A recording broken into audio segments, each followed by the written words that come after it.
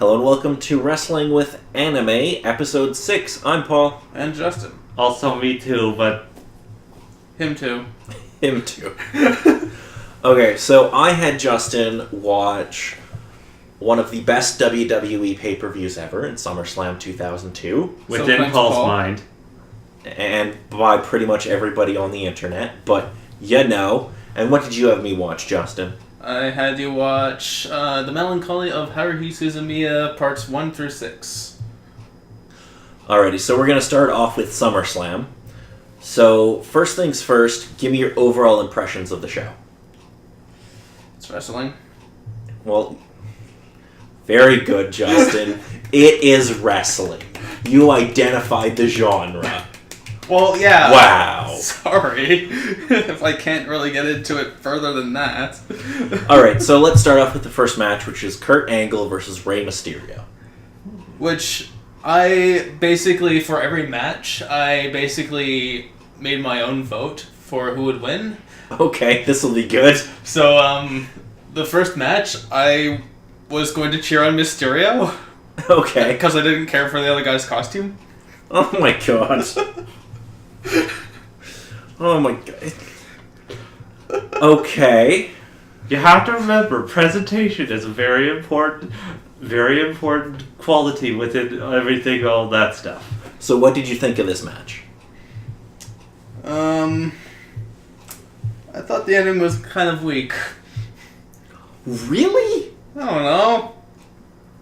It's basically just an ankle lock and just tapped out. Yeah, but that's like Kurt's finish. Like, I guess. that's like complaining if somebody loses to a stunner. It's like, well, of course they did.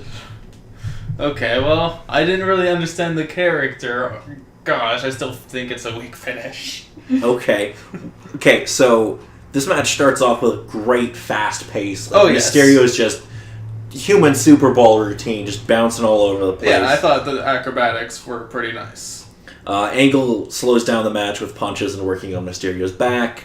So Kurt goes for an angle slam, which Mysterio turns into an arm drag, which is a really cool little spot. I also love where Kurt goes to the outside, and Mysterio's going to do a plancha onto him, and the ref cuts him off. And the crowd is just like, boo! And then Mysterio does like a plancha over the ref, Yeah, and that's really awesome. I should mention that he goes over the rope flipping into Kurt out of the ring. Yeah, it looks really cool, too. He just jumps over the ref. That was a highlight of that. Yeah, it's really great. Just a simple case of, fuck you, ref! Angle kicks out of the 619 West Coast Pop combo. What did you think of that move? What move? Oh my god, Justin, did you not pay attention? Okay, Well, there's so much to pay attention to. So there's this move where Kurt's laying on the ropes and then Mysterio kicks him and then he springboards up and does like a flip and pins him. You don't remember this, do you? No. Oh my god, you suck. That sounds mildly intriguing. I'm mildly surprised that you forget something like that. It's a really cool move. There's like 7 matches to go through. So? It's a great I mean, even though I took notes, I didn't take every note on everything. As Yeah. much as I could, at least. Angle turns a Hurricane Rana into an ankle lock, which looks amazing. I guess if you say so. Ray taps out to the ankle lock, but they still make Ray look really strong in this. Yeah. Okay. So next we get a segment between Stephanie McMahon and Eric Bischoff. Nobody cares because they're boring. Does Justin supposedly care with all the particular stuff that happened? What, between the sessions right here? Between the matches. Yeah, I didn't even take a note for that. Yeah, that's kind of what I figured. Yeah. Next up we have Chris Jericho versus Ric Flair. Yep. Okay, tell me your impressions on both guys. First of all, I gave Chris Jericho my vote. Okay. Which I know he lost anyway, but still. Okay, so this was the match where he was, I'm the king of the world! And Yes. That was his gimmick at the time. For the most part, this whole fight looked like a big slap fest to me. Yeah. So what did you think of Ric Flair?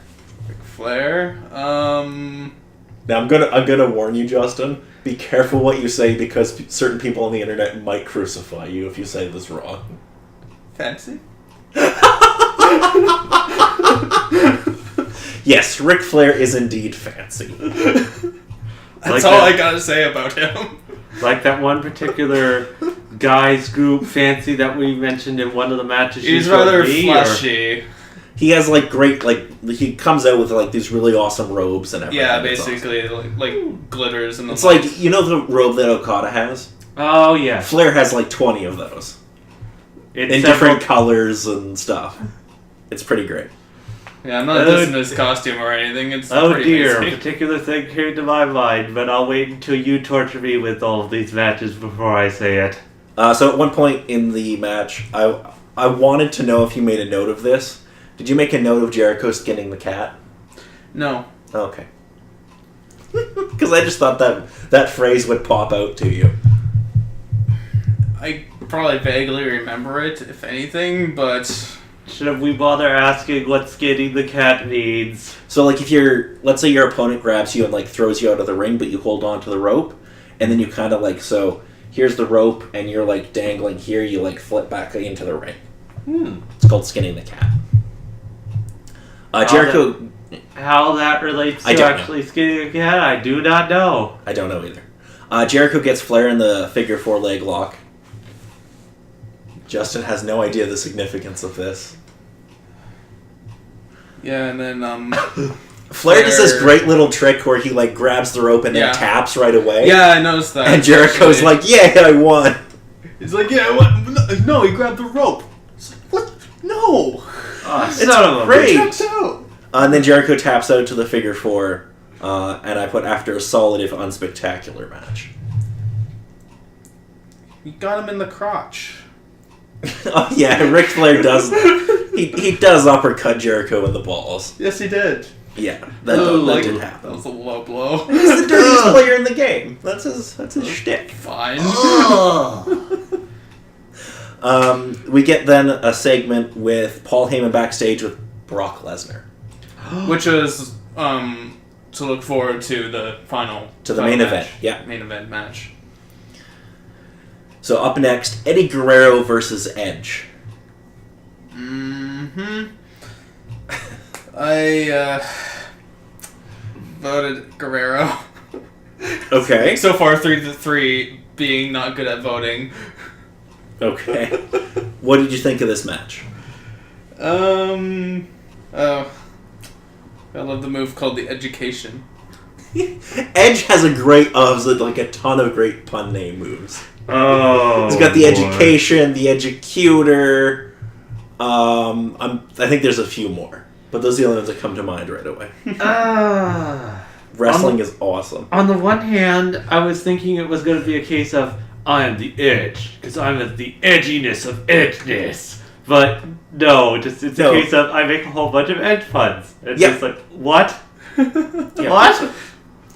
So the match starts with Eddie targeting Edge's shoulder.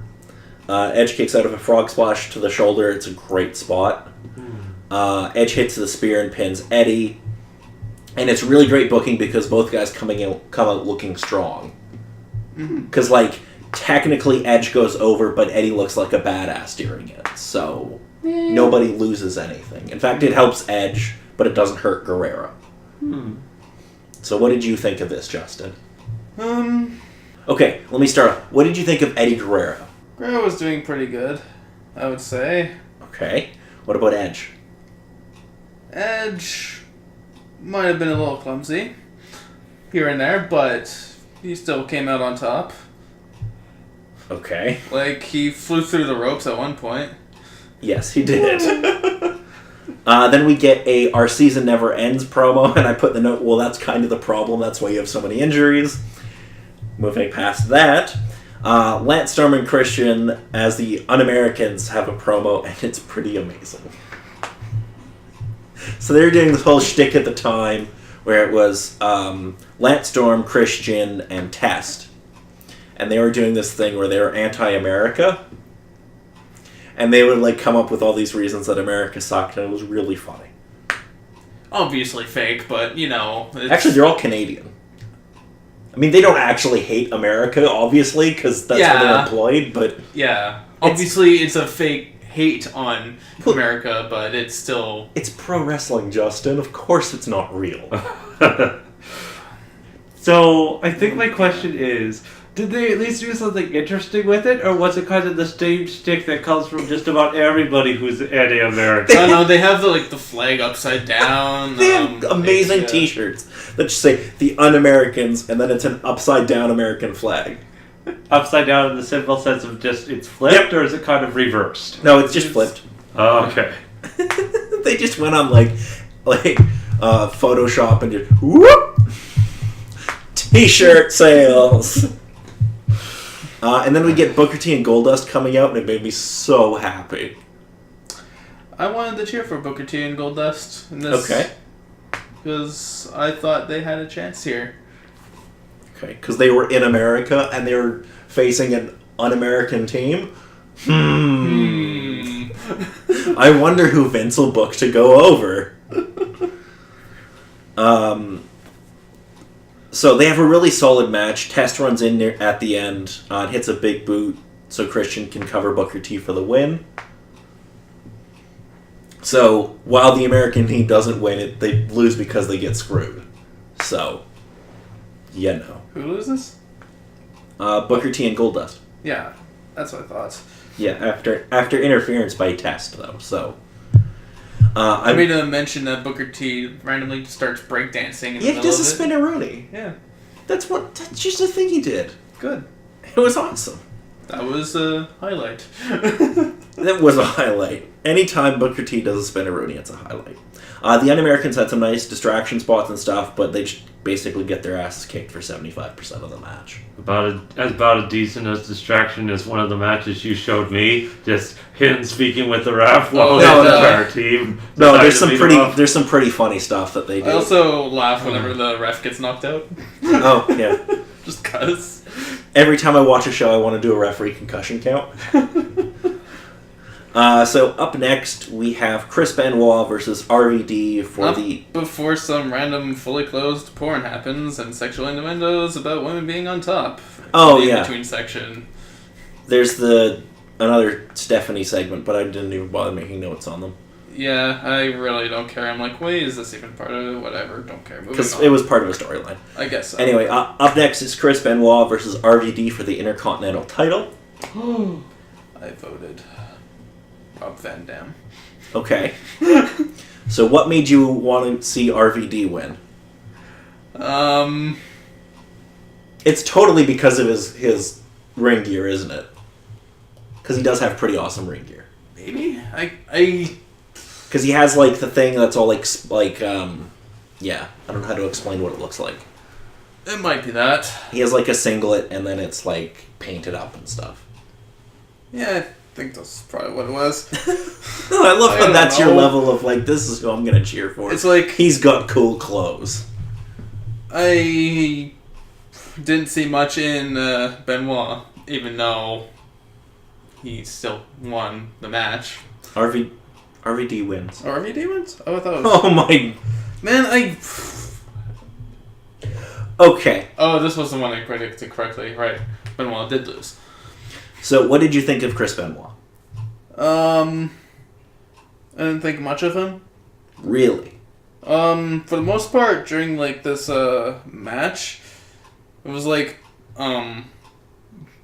Benoit didn't really take a whole lot of damage for most of the match. Well, no, because... Let me give you a little lesson here. Benoit's a really good wrestler. Was a really good wrestler. RVD can be a little sloppy at times. Which is why Benoit's the one doing all the work in there. Yeah, no kidding. I love how they do, the hammerlock and he, throws him into the post. That's a really cool spot. Yeah. Well, they made a mention of Rolling Thunder. Yes. It was interesting. It was a neat little maneuver. It is a pretty cool move. Benoit gets RVD into a crossface for a second time, which RVD breaks by just elbowing him in the face repeatedly, which I loved. Because if you're in those sorts of things, elbow to the face. There's a great hammerlock Northern Light suplex combo that looks amazing, where Benoit puts RVD in a hammerlock, and then he just keeps Northern suplexing him onto his arm. It looks amazing. Justin did not notice this at all, apparently. No, I didn't make many mentions of the suplexes. Not even sort of case. There's a lot of them. Not even sort of simple cases like they put him in this kind of a lock and then they flipped him over. Oh, that's Justin. Anyway, Benoit turns a crossface into a dragon sleeper, and he does it seamlessly.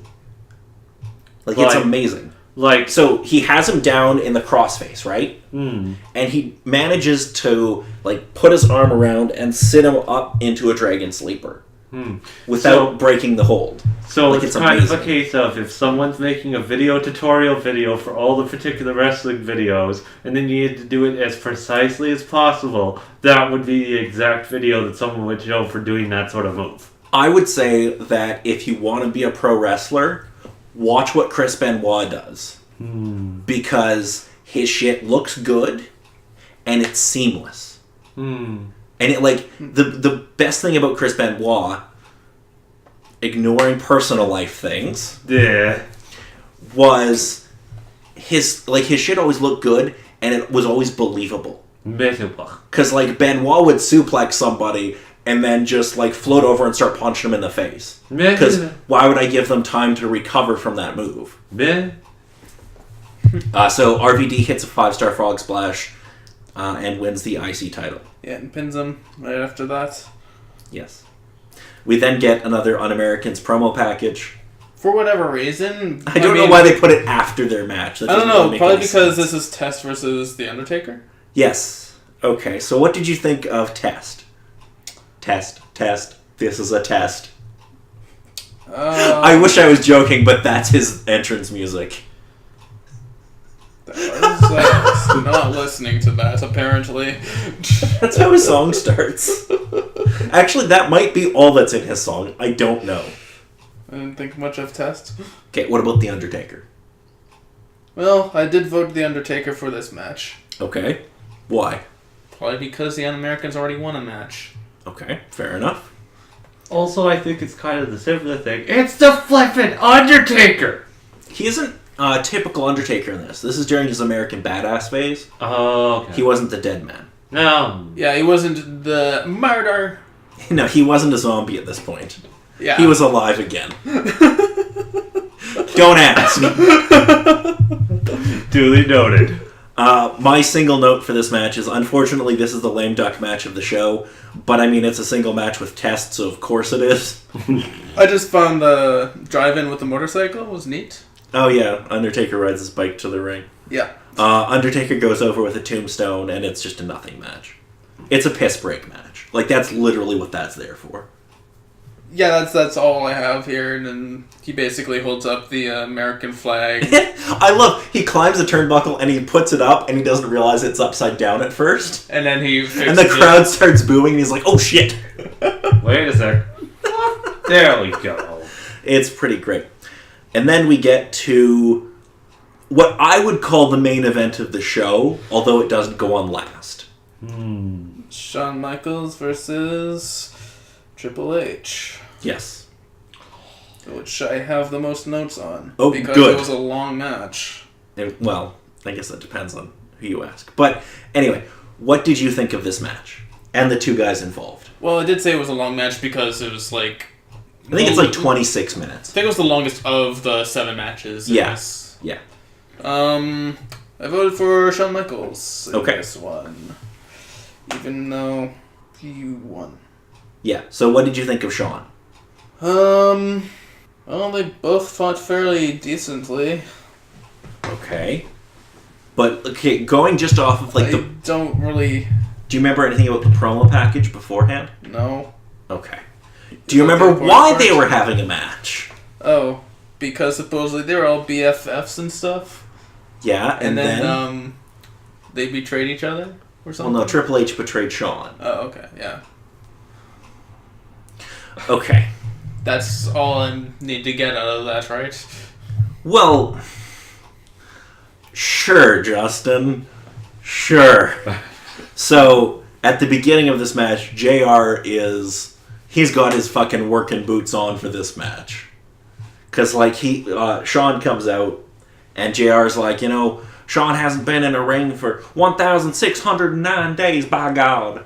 And, like, he's really establishing that Sean hasn't been in a ring for 4.5 years. Although that's bullshit. But he does a really good job of, like, selling, like, Sean doesn't really have a chance. Aside from just the simpler fact of, oh, this guy's coming out. Well, he's dead. Well, he doesn't say it that way, because of course not. What did you think of Triple H? He pulled out a sledgehammer. Yes, he does use a sledgehammer at the end of the match. Well, no, he pulled it out earlier. Well, yeah. Early on, and I'm like, that sounds safe. Well, it's also, it's an unsanctioned match, so I know, they can do whatever they want. I know, but still. If you could do it in the video game, where do you think they got the idea from, Justin? The thing is, it's Triple H, I would say, was the dick of this match. Well, duh. When was Triple H not a dick? He was a babyface sometimes. Definitely, but still, he was at our particular time of growing up with wrestling. Triple H was always a dick. Yeah, he was a heel most of the time. Because that's what he's the best at. Okay, well, remember, coming from me, I have not really watched wrestling. Okay, so there's a line in the video package that I want to know if you caught, because it's one of my favorite Triple H lines ever. Okay. He says, and I don't know if this is exactly what it says, but it's the general idea. When referring to Sean, he says, "We were never friends. I used Sean to get to the top, and he used me to stay there." Okay. I love that line. It's so good. It's alright in that sort of case. It's just kind of a case of, I'm just seemed amazing and you're only here because I'm so amazing. It just seemed like typical banter to me. Oh, God. Okay, so getting into the actual match. They sliced their heads in this match.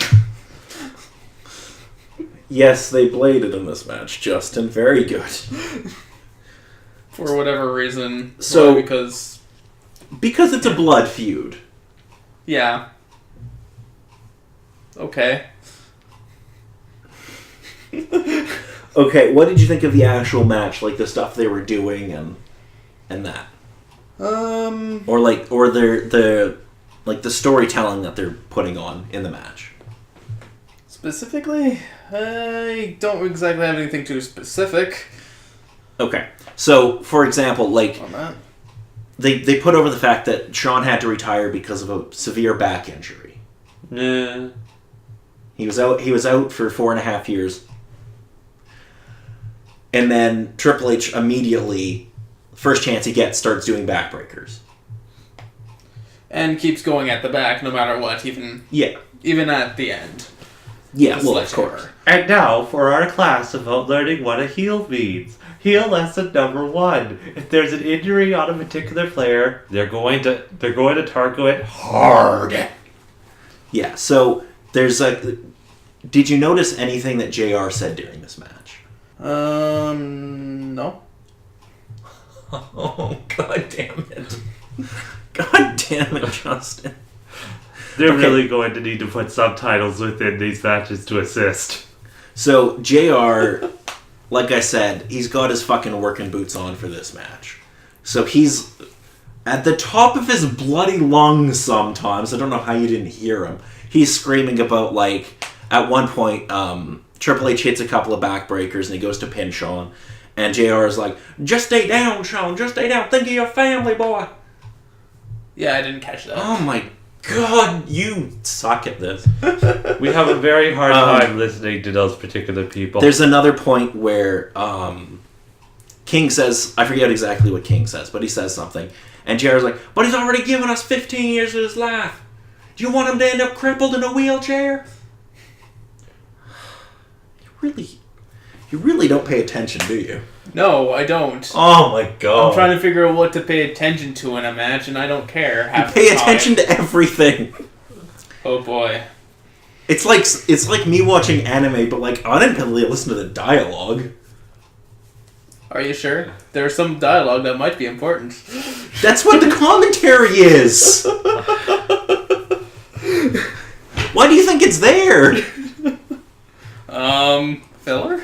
Oh, dear. Anyway, what did you think of this match overall? Was decent, and then I'm like, right at the end, they had all the props out. I was like, all these props. They had the table. Yeah. You get, Sean slams Triple H through the table. Yep. That was neat. And sets up a ladder, climbs up and slams Triple H. Yeah, he does an elbow drop off the or is it a splash off the ladder? I can't remember. One of the two things where... He basically jumped off the ladder and just right into him. And then so Sean wins with a knife jack cover. Or jackknife cover. And then Triple H comes back with a sledgehammer and just sledges him in the back. Twice. Yep. Yep. I just mentioned that he was a pretty sore loser. Okay, here are my notes on this match. I have one, and it differs from yours a little bit. Alright. What can I say about this match that hasn't been said already? This match is a must-see for any fan, and arguably one of the greatest matches of all time. A true masterclass in pro wrestling storytelling. You done fucked up.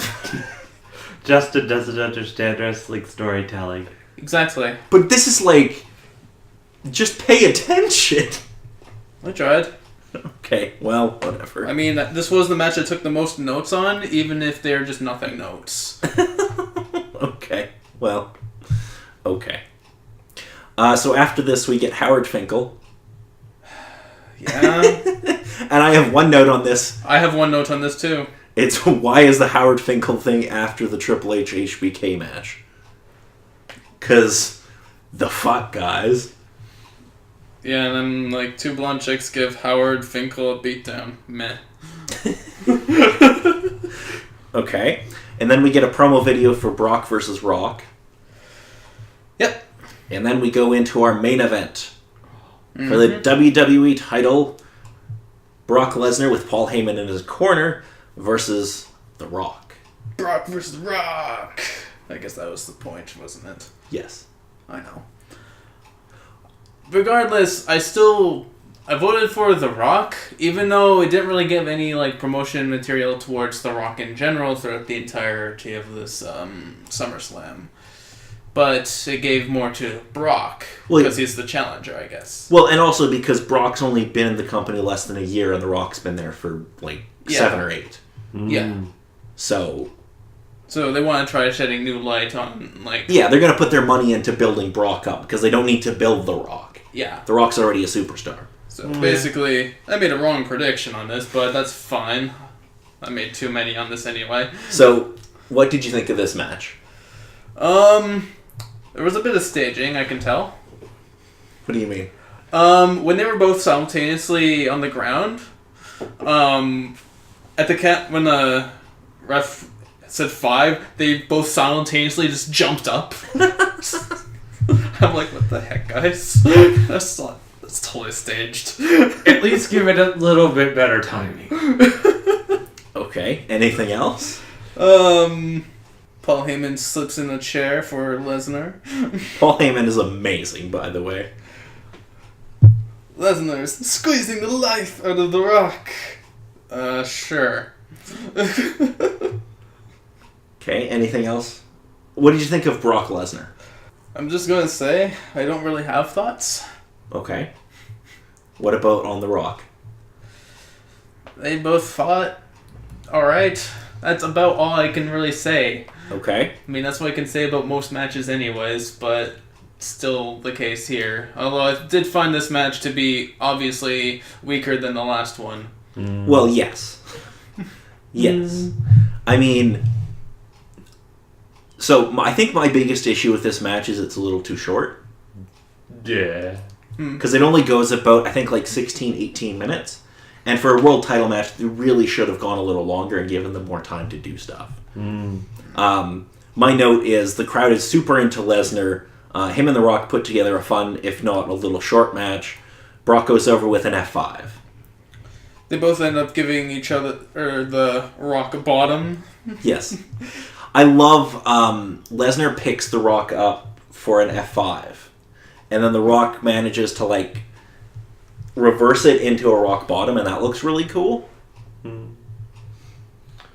I think my only one question throughout all of this is, what stage is Rock at in his career? This would be... He lost this match and lost the title because he was going off to film a movie. I don't know which movie. Probably the Scorpion King. Yep.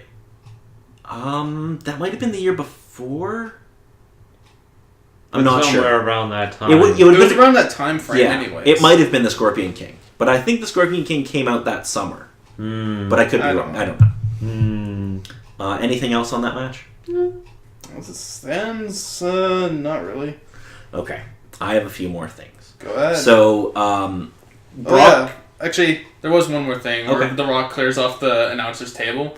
Yeah. And then slams Heyman through the table. Oh, yeah, that looks great. That's great. That was good. Yeah. So, it was quite clear, I think, to anybody that Brock was the future of the company. Sure. Because, I mean, he ticks all the boxes that Vince wants.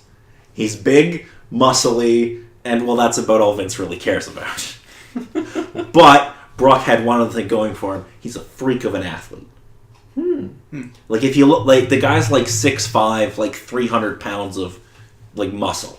And he's doing stuff that guys half his size can do. Like, he's an amazing athlete. Okay. The only downside to Brock, he's not a great talker. That's why they stuck Heyman with him. Because Heyman can cut a promo on anything.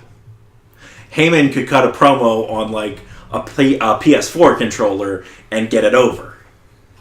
Like, he's just got a great... Okay, there's one line at the end I want to see if you noticed. That Michael Cole yells.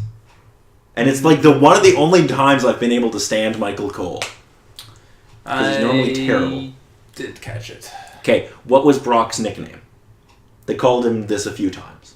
I didn't catch his nickname. Okay, so he was being referred to as the next big thing. Okay. Was that his nickname? Well, that's like how they referred to him. Oh, okay. Okay, so there's a line at the end when Brock wins the title, and they put over the fact that he's the youngest champion in company history. Oh, that, yeah. And then Michael Cole has I don't know if it's his greatest line or his worst line ever, because it's right on the precipice. And he says, the next big thing has arrived. And I'm like, I kind of love that. Because on the one hand, no, I can see what you're saying. It's right on the precipice. Because it's like... It's either the stupidest line ever or the most brilliant. And I'm not sure. Well, just give it the tiniest little nudge that goes into dirty-minded territory for all those particular things. But, yeah, on the whole. So, I guess it's a line that works. Yeah, I like it. So, overall, what did you think of this pay-per-view? It was... A great way to spend 3 hours? I know, right? It was alright. Did you have a favorite match? Probably the second to last one. The one with Triple H and Shawn Michaels. Okay. Any particular person you'd want to see more of? Probably Booker T. Booker T? Okay. I know the next Booker T match. I'll show you that. Great. He has a match about a shampoo commercial. Hey, that sounds fun. Specifically a Japanese shampoo commercial. Oh, even better. That happened once at a WrestleMania. Oh boy. He had a match with Edge. So, any other thoughts before we move on to your anime nonsense? I don't have any thoughts on anything else on it. Okay, was there anybody in here that you just couldn't stand watching? And don't say Howard Finkel, because Howard Finkel is awesome. Some in-between segments I didn't really care for, but that's about it. Okay. Alrighty, so you made me watch an anime. Yes. Which was cruel of you. No, not really. Yes, it was. This is a good anime. Okay, what was the title of it? It's The Melancholy of whatchamacallit name? Yes. The Melancholy of Haruhi Suzumiya. Okay, I'm not going to know any of the names or even try to pronounce most of them. Okay, don't worry. I've written them all out. And I'll here probably- I already know them all. I only know the main character's name, and I think that's Quan. You were close. It's Kyon. Okay. Well, I'm going to call him Kang. Or Quang. Quang. Wang. I'm going with Quang. Okay. And if you're a wrestling fan, you'll get why. Okay. I'm going to try to go over the plot of this nonsense. I'll make you try. I hate this. Okay. So we start off with Quang going to school. Yes. And I guess it's his first year of junior high. I Even though think he's so. drawn to look like he's 20 and not 12. It's a style, don't question It's it. the style of the anime. I mean, if you looked at JoJo's Bizarre Adventure, Part 3 specifically, Jotaro looks like he's in his mid-20s when he's in high school. Anyway, so he goes to class and meets some people, and then he meets, what's her fucking name? The crazy chick. Haruhi Suzumiya. Sure, why not? And she's all like, girl, I only want to talk to people who are aliens or whatever. Time travelers, aliens, and espers or something. Exactly. So everybody's like, oh, she's fucking nuts, which, yeah, you're right. Yeah. She drew mysterious symbols in a school field in Oh. junior high and all that other Yeah, stuff. so basically, most of the first episode is them putting over that this chick's crazy. Not just a teeny bit. Yeah, joined every club and dropped out of all of them. Yeah, and every sport and all, in a day. Or within Yeah, but weeks. she joined a club and then drop out the next day from it. Yeah, basically the first episode takes place in the point of a month or something. Okay. So then she decides that she wants to start her own club, and she drags Quang into this. And he's like, hey, wait a minute, we need a room, and we need to do some paperwork, and we need 5 people and all this nonsense. And here you do all the work. Yeah. Yeah, he fucking gets jobbed out real quick in this. Oh yeah. So then she's like, okay, well, don't worry, I'll find people. And then she finds the literary club room, which isn't being used. And there's one chick in there who's just like, yeah, whatever, fuck you. You can use the room. Yeah, that would be Yuki Nagato. Sure, why not? Nagato. I actually remembered that name. Okay. Mm-hmm. Clever. Good job. So then she finds this other chick. She kidnaps Mikuru Asahina. Yes. Okay, now we're getting into problems. Oh boy. Yes, Justin, we're getting into problems. I'll admit she has the most annoying voice of this series. I don't have a problem with her. Oh, dear. Oh, you have a problem with Yeah. Haruhi groping her boobs? Repeatedly. Okay. Oh boy. Repeatedly, Justin. Not once. Yeah, you should feel that. It's That's not okay. Within our culture of certain things. You coming You in... know. Adjective. You coming in with knowing the particular things within our culture, that's kind of a taboo little sort of subject. Within Japan and all the particular things that they do, they have a bit more of a relaxed stance on any of that sort of stuff. It's not something that they do in a typical everyday, because A, that's mildly insane. But within their specific entertainment, it's found as quirky or bit jovial for those sorts of things to happen within more mature standards. Is fucking creepy. A bit, And it's but uncool. And that, no. duly noted. It's an immediate heel turn for what's her name. Mm. I'm not going to remember they made the... Haruhi Suzumiya. Sure, why not? I hated her at that point. Okay. Yeah, understandable. And then she makes this chick wear these other costumes and stuff. Anyway. When Then we recruit the mysterious, who the knows other what. guy. Itsuki Koizumi. Sure, why not? Anyways, the club she named the SOS Brigade. Oh, yes, the something I don't fucking remember. Bullshit about paranormal investigations or some nonsense. The one particular thing that comes to mind is Searchers of Secrets, supposedly, but again, it's been a while since I've seen the series. It's something spreading, I don't remember. I couldn't. Anyway, so later on they decide, hey, we're gonna go, well, they don't decide, What's-Her-Nuts does. Mm-hmm. And she's like, we're gonna go to this station and look for paranormal shit. And then they all get paired off and they go around and search, and she gets all pissy that they don't find anything. And then we find out that potentially all of reality is built on what's-her-nuts, like, just thinking it into existence, like she's a god or something. Supposedly.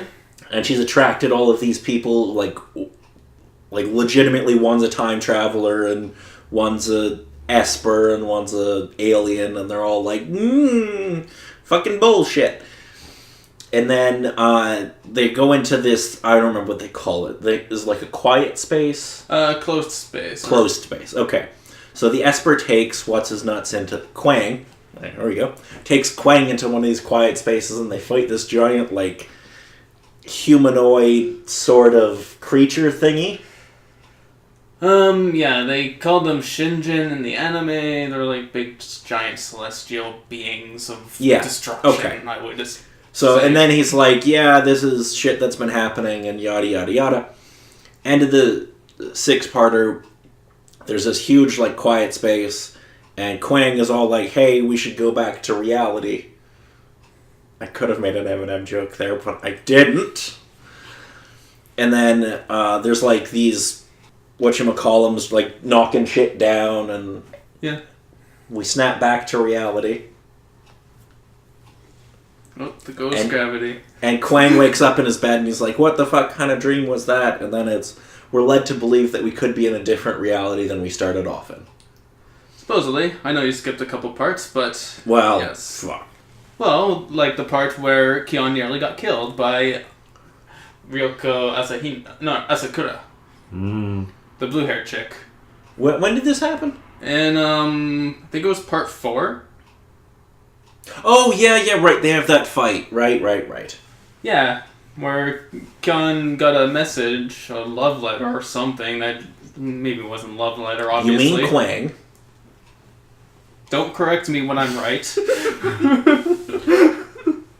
No, I think I'm right, Justin.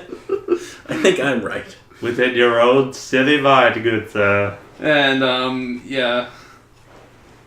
Spout some random nonsense and threatens to kill Kyon by pulling a knife on him. And Nagato intervenes, and they have a big, like, battle. You know, typical day within school. Yeah. You know, what happens in a school anime. Okay. And after that, she supposedly transferred, according to what the teachers are saying. And then, vanished and transferred overnight, and What's-Her-Nuts wants to go and investigate it. And that's she found some random interesting details that she may not have actually transferred, but doesn't really get much farther than that, because she doesn't really have a new location or anything like that. Yeah, they're like, oh, she transferred to Canada. Haruhi Suzumiya, she is completely unaware of her own powers to alter the universe around her. Uh-huh. Yep. Even though she has an Esper, a time traveler, and an alien cybernetic life form thing all in the same group. Just because. So, just commenting on two particular things. Firstly, you never bothered to show him the greatest scene within the animated series. Well, I'm sorry. I made him watch 6 episodes. I suppose it probably would destroy his mind if he had to watch the rest of the series. I don't know, maybe not. But seriously, you missed out on the best scene, which I won't bother to spoil for all of you because you should also watch Haruhi Suzumiya. No, you shouldn't. Are you talking about the adventures of Mikuru Asahina? No, not that. It's when they get involved with the computer club. Oh, right. Oh, yeah, they jack a computer from the computer club at some point. Yes. And that's fucked up. Oh, yeah. It's also Haruhi. Here, take pictures of the computer geeks groping Asahina's boobs. And then we'll just say that you all ganged up on her and fucked her. Because, you know. Okay, so let's just go over what I thought of this. Okay. The first 3 episodes are trash. Okay. Like, they're dumb. And they're, like, the biggest problem is it's trying to be funny, but it's not funny. It just comes across as creepy. So, And sure, it could be a cultural thing. I don't care. It's creepy. Yeah? I actually don't mind the last 3 episodes. Because those don't come across as creepy. So, these parts 1 through 6, if you can tell, part 5 and 6, it kind of seemed like a season finale. Because it really was a season finale. Because how it was originally broadcast was it had, like, the first couple parts of, the melancholy of Haruhi Suzumiya, and then it went into, like, later episodes, because this whole anime takes place over the course of, like, a school year, almost. Okay. So, obviously there's other shenanigans that happen afterwards, and it shows that instead of, like, continuing the first plot. So that it could build up to that season finale. Okay. Because that was probably one of the biggest parts that happens in this, though, if you watched it in chronological order, the last episode that appears, or the last episode that would appear in chronological order, is a very laid-back episode where nothing really happens. Yeah. Okay. So, I like, especially in the last 2 episodes, where they're going into the, like, quiet space or whatever it's called. Closed space. Yeah. And they're fighting these giant ethereal creatures and stuff like that. Stuff's all cool. I like the idea of having this team of high school students who go around dealing with paranormal stuff. That's fine. That sort of shenanigans does happen. I just really dislike the main character. What's her name? Haruhi? Yes. She is annoying beyond anything else. I think there's one interesting question that hasn't really been answered. What? In the supposed series, Haruhi is the supposed star of most everything, title of the show, follow the story mostly from her, and in a way she gets the couple things she's looking for: an alien, a time-traveling girl, and an Esper. Why is the other dude with her? I don't care enough. Should you? I don't know, because I guess he took some interest in her and basically something sparked and she just dragged him along everywhere. I don't even know how to explain what I dislike about it. It just hit that one particular nerve deep down inside that's just like, nope, nope, nope, nope, nope. So, the animation is fine. Yeah, for the time. The last 2 episodes are pretty good. But it's those first 3 that just, like, they were driving me to drink, Justin. Were they? I was heavily considering having to leave the house to go get booze because I'm like, I'm gonna need it if it's gonna be like this for 3 frickin' hours.